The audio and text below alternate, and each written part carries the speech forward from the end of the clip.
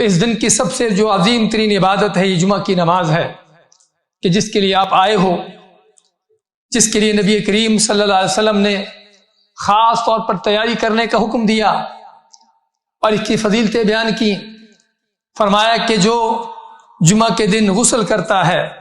مسواک کرتا ہے، اچھے کپڑے پہنتا ہے، خوشبو لگاتا ہے اور پھر جمعہ کے لیے جلدی مسجد میں پہنچتا ہے، جلدی پہنچنے کا کیا ثواب ہے؟ آپ مانتے ہیں کہ جو پہلی گھڑی میں آتا ہے اس کو اونٹ کی قربانی کے برابر اجر ملتا ہے، اور دوسری گھڑی میں آنے والے کو گائے کی قربانی کے برابر، اور تیسری گھڑی میں آنے والے کو بکرے مینڈے کی طرح،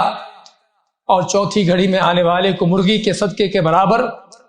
اور پانچویں گھڑی میں آنے والے کے لیے کہ جس طرح انڈے کا صدقہ دیا ہو۔ اور جب اذان ہو جاتی ہے، خطبہ شروع ہو جاتا ہے تو فرشتے بھی بیٹھ جاتے ہیں، اس وقت